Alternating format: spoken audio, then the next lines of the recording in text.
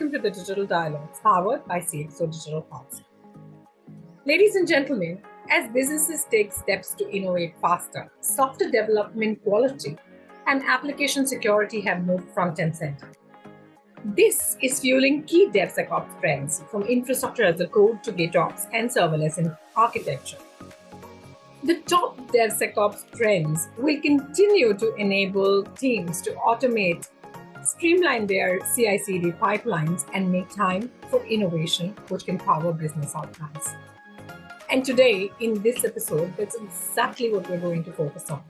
The code to actually understand how DevSecOps can power business outcomes.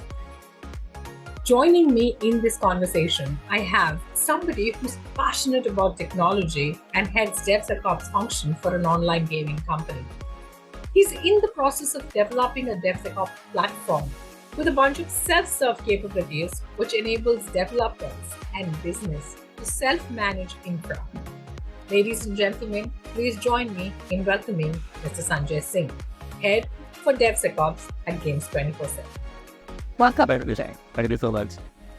It's a pleasure having you on the episode. Really great to connect here and nice to meet you. Fantastic. So, Sanjay, DevSecOps, which has become absolutely the buzzword, and there are a lot of people who actually will understand the finer nuances of the entire framework.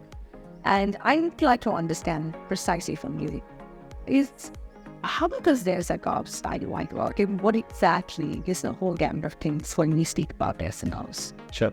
So DevSecOps, it's nothing but basically mean the developers go on and August self-serve mode, machine will put all the way to production.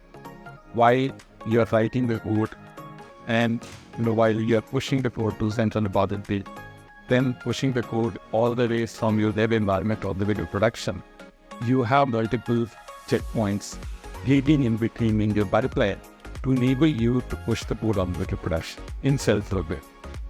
So that's in nutshell, that's the kind of DevSecOps where you do not have any dependency on at such an event. Like in typical setup, you as a dev, you just type the code, and then you have dependency on either security team, either quality team, performance team.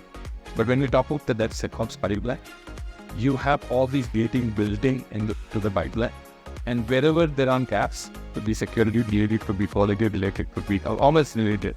This pipeline tells you that hey, there is an issue and you need to fix it. Now, as I said, you are kind of eliminating the need to have the transactional relationship with security, quality, performance, and all of that, where the tool tells you analysis immediately that hey, there is this particular issue that you need to go and fix it. And then you see it, you fix it, you push it again. Like, again, you see something else, maybe. Again, you come back, fix it, push it again, right? Until it gives you a clean check that hey, you're good to go to production, right? So one, as I said, it gives you the confidence that hey, whatever I'm pushing the change to production or any new development to production, the pipeline has given me lead signal to go ahead and deploy that in production in some service. Brilliant. There's actually quite an in-depth view on the data life of devs. Right. And how does the entire pipeline of DevSecOps work. And when all this is happening in that market, what exactly would be the business impact of having this framework?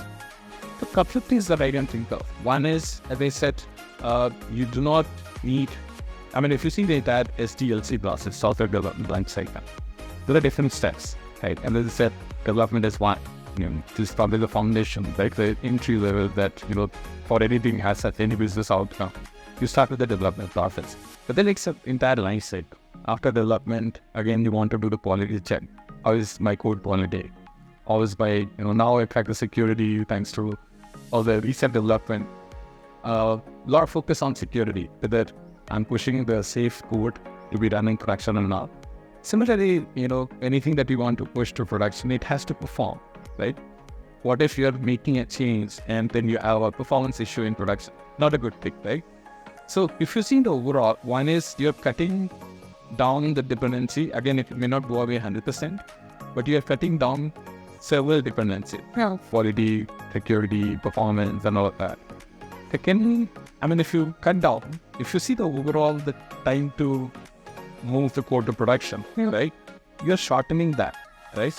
And in today's situation, there are companies where you have changes getting pushed several times a day, right? Now, I think for every change, if you have to go through this multiple hops where you're talking to different people and different teams, it is going to take a lot of time. So even if there's a minor change, maybe it will take a day for that to get pushed to production, and maybe several days, because it has to go through several teams, right? And several, in my opinion, hurdles.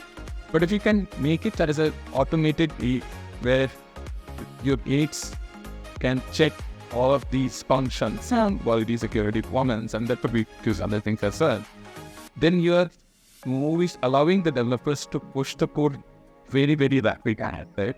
Yeah. So I think one is that I see that outcome is you're cutting down the faster time to market for that. Absolutely, yeah, you're actually giving us speed to market. Yeah. That's actually one of the core outcomes that businesses look for in today's world, and driving those kind of outcomes through these type of process change is something phenomenal. And let's talk about the process and then business outcomes. And we'll come and touch upon the people aspect of this. When we are going through the entire cycle, and what SKS be done, and then you layer the start, you develop this entire framework. How do the people this? What is the developer see? Yeah, so if this is the first time, right, if you're introducing something, right, I mean, the natural human tendency is that going to slow me down? I mean, that's a natural question, right? I mean, even if you ask someone, hey, can you swipe the card before you come in? Yeah, it's like, oh, that's going to take me probably a few seconds itself. But then if you make it a kind of habit, right? But if you see the overall goal what you're trying to achieve, as I said, it is us time to market, right? So there are, again, the very natural reaction from especially the dev teams that, hey, you're asking me to go through this pipeline, but then it is slowing me down. But if you see the overall, right? Overall, if you see the overall what you're trying to solve for is, you're making sure that anything that gets changed to production or pushed to production, you have automated way to check, right? I mean, if you see BG Yatra, for example, I mean, last 6 months, that I feel the government has done a wonderful job, where we used to have multiple touch points, the entry data, then the security dates and all of that. And now with the BG Yatra, not that it's something has been eliminated, but it's so automated you don't have to talk to people. Absolutely. The moment when you interact with person, there is a bit of latency there for obvious reasons. That if machine can do that, right, then it's easy. So coming back to your point, reactions are like, as a dev that, hey, this is going to slow me down. But if you see the end goal, right, it is actually helping you, move the code faster to production, and it is a safe code. Imagine if I do not have those gates. I push the code up, make the changes in production, and then I realize that, hey, by the way, there are security holes and this giving a problem, or maybe some attacks because of that. The time that we are going to spend just correcting that in a React, and that's a reactive code, right? In that particular code is going to be a lot more than what you're going to see. So I think it's, of course, for obvious reasons, there are reactions that, hey, it is need to slow me down. But if you start practicing and start maybe socializing the overall benefit of having that pipeline, I think it goes on. That's really that phenomenon. I totally love the analogy of DG Yatra as a parallel to the entire process where we are talking about DevSecOps. So yes, in a gentleman, like you heard this conversation, and we've seen the parallel that, like you zoom through the airport from the entry point all the way to 40 of flight with DG Yatra powering and enabling your entire journey. DevSecOps can do that for an organization. So speed to market, he's the mayor of the game. Thank you very much for this brilliant conversation. It was really lovely speaking with you. Yeah. And ladies and gentlemen, that's the wrap of this episode of Digital Dialogues. We promise to come back to you with yet another exciting episode. Thank you very much for tuning in today.